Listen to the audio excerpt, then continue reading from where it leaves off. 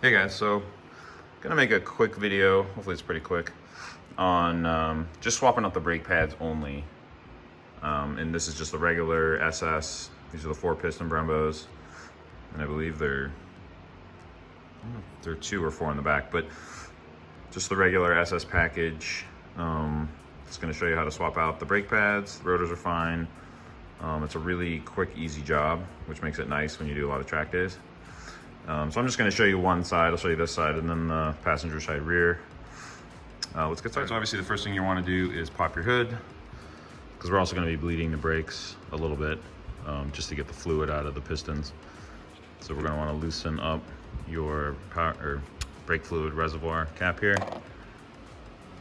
because as we push on the pistons in the calipers, it's going to raise the brake fluid level. So you want to make sure you have that cap open so it doesn't push against it. All right, so the cool thing about these Brembo brakes is that you don't actually have to remove the caliper to replace the brake pads, which makes it really easy, really quick.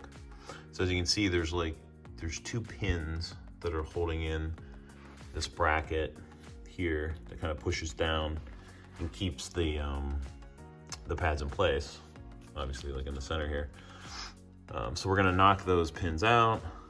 We'll take this piece off, and then we'll be able to, well, before we pull these out, I'll show you, but either use a C-clamp or like a good, long flathead screwdriver.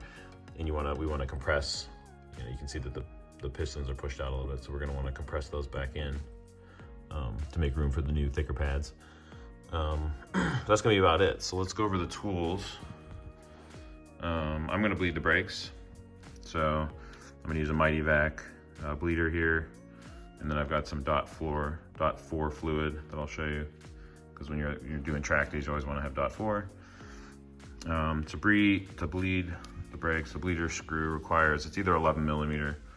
You can also use a 7/16, that works fine too. There's the C-clamps. I can't remember which one I use, probably the small one, or just the screwdriver method. So I got the hammer, and then I usually use just a drill bit.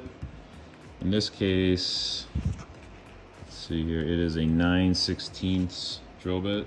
I don't know if you probably can't see that, but it's like the perfect size to you can kind of use the hammer and push in these pins. So something like that. But I mean, this has always worked for me. It's fine. And then obviously the grease, brake grease. I use Hawk pads. They come with grease, but I also have some high temperature grease to put on the back of the pads up against the pistons. And then I've been running these Hawk HP Plus high performance disc brake pads. And I think it's kind of their first step into like a racing pad from a street pad. They worked really well this season, and I got I want to say 5 days, track days out of them. That's in pretty intense braking most of those days. Here's the model number if you've got the 4-piston front Brembos. So that's what I'm using. I really like them. And I'm still using the same, they're like the Cryo frozen rotors. I forget the brand, but I got them on Tirerack, and they've been holding up really well so far. They're starting to get some cracking in there. So I think they're okay for now. We'll see how it goes, next season. But if it starts to, get a little more obvious, I'll probably swap them out with another set. But I've already done 3 summers with these, 5 track days each. So, we're getting close to like 15, about around 15 track days. And they've worked out. So first thing we're gonna do is hammer out the pins. I'm gonna use the 9/16 bit and put the flat side up against the pin here. And you definitely want to make sure you hammer from the front. You can't do it from the back.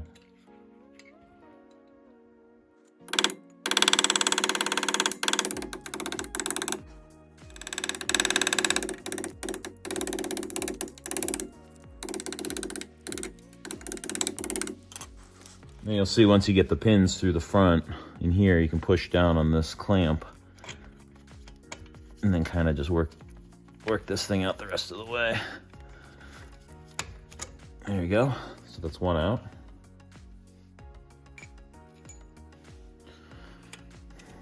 then the bottom one comes out a lot easier. There's your second one out. And then you've got your, the clamp that's holding the pads in place. Okay, so we got the pins and the clamp out. So now it's time to pull the old pads out. But before we do that, as I mentioned before, we're gonna wanna compress the pistons back in.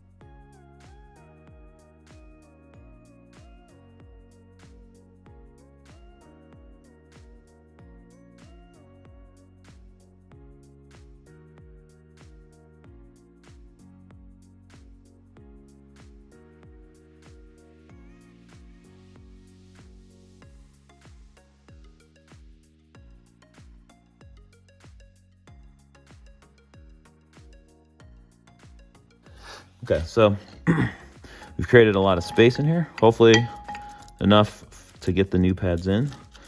So let's go ahead and take these ones out and do a little inspection on them here. You can see all the backing, which just totally came off from the heat. But yeah, I mean, there's still a little bit of life left on these things, but not a ton. Let's look at the other one. I think the other one might have an indicator on it.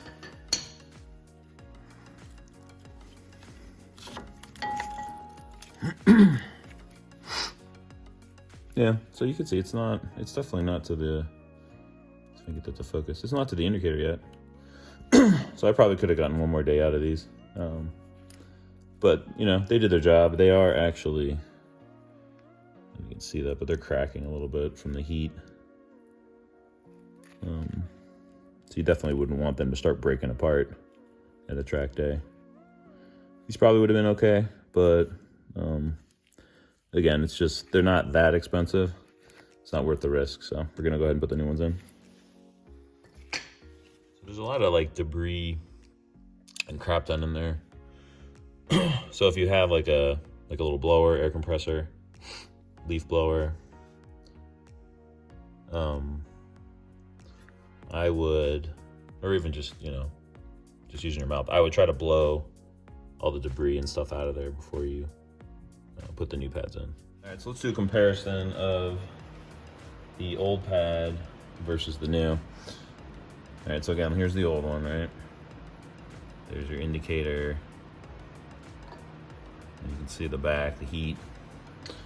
And here is our new one. And you can see how much more thickness there is compared to the old one here. Let's see if I can try to hold them up next to each other. So I definitely went through more than half the pad, but they did their job. Okay, so before we put these in, we're gonna wanna grease them up with a high temp grease, really just around here and here where they're gonna make contact with the piston. So we'll go ahead and do that now. Okay, so just get the back of it pretty much covered with the grease, so you make sure you make contact with it. So that'll be good. And then something else I like to do is just take some sandpaper, a medium grit, and just scratch up, even though we're going with the same pad, but just kind of clean up and scratch up the rotor surface a little bit. It'll help when the new pad mates with the rotor.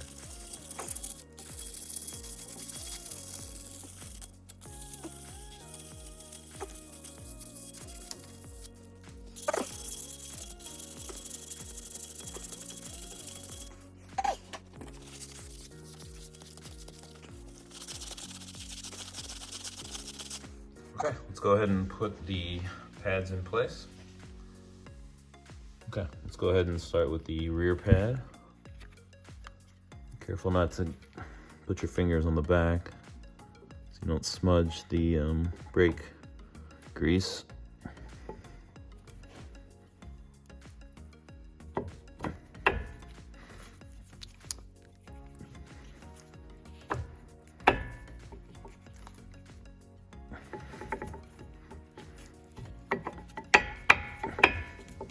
Might be a snug fit, and if you didn't push the piston in far enough when the old pads were in there, you might have to push them in a little bit further. Looks like mine just fit. All All right, let's go ahead and put the front one in.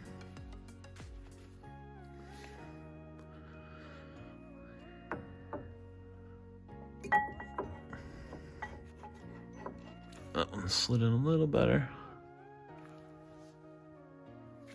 Okay. So make sure you have it lined up with the rotor.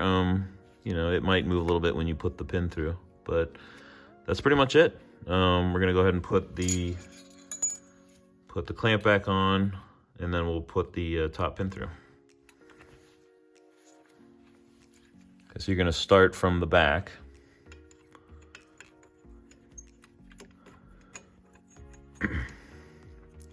It's gonna be pretty easy until you get, you get the pin in this front hole here.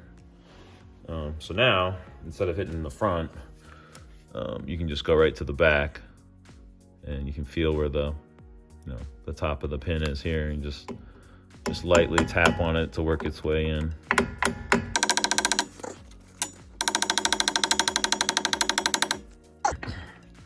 All right, so that's in a decent amount. I'll do a little bit more, but I want to go ahead and get the bottom pin in. Now this one you're gonna have to push down, put the pressure down with your thumb as you work it in. This one's gonna be a little bit harder to do. Make sure you get it lined up here.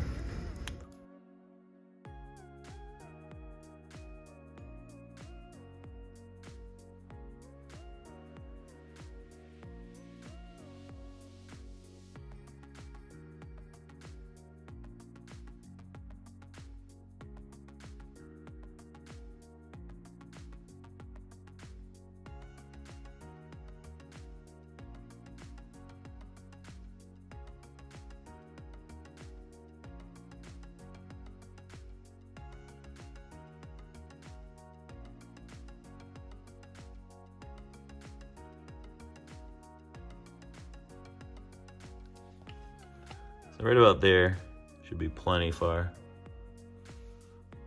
And then you can see on the back the pins. Let's see here. Yeah, there's the one on the bottom and the one on the top. Looks pretty good. Everything's lined up, so let's go ahead and bleed the brakes. So I got this on Tirerack. It's ATE Type 200, .4 fluid. It says racing quality. It's worked out pretty well for me. Let's see, it has a boiling point of 536 degrees Fahrenheit, 280 degrees Celsius.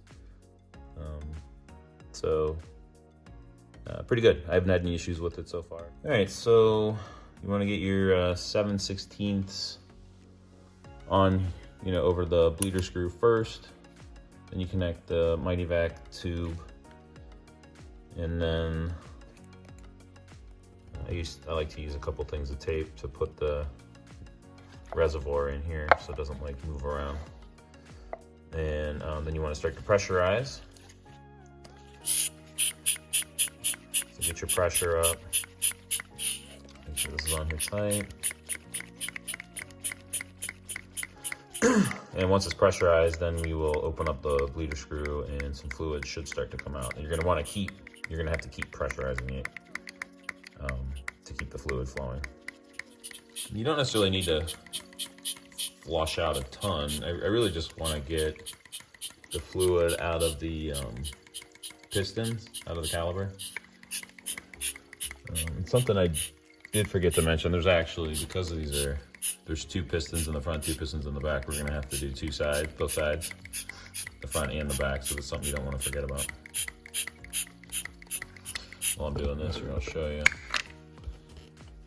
Here is, as I mentioned, the one in the front we're working on, and then we'll do this one here in the back next, but it's gonna be the same procedure.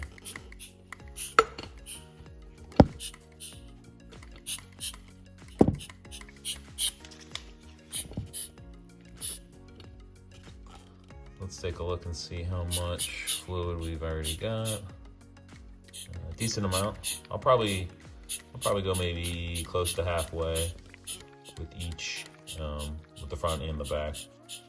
But it doesn't look. The color looks pretty good, honestly. Or it was just, I think I did it at the beginning of the summer, so I think it's got 5 track days on it. 2 things you want to make sure. Once you've taken, tighten the bleeder screw up, you take your Mighty Vac hose off. I emptied, the fluid that I had, I emptied it out. Put it in with a bunch of other old fluid I have. We'll dispose of that here soon. Because you don't want to let the fluid level rise too high, otherwise the Mighty Vac will start sucking it into the pressure gun. And then the other thing is you want to keep making sure you top off your brake fluid at the reservoir here. So you never want to let this thing drop too low. Then you would get air into your system and that would be bad. So, 2 things to think about.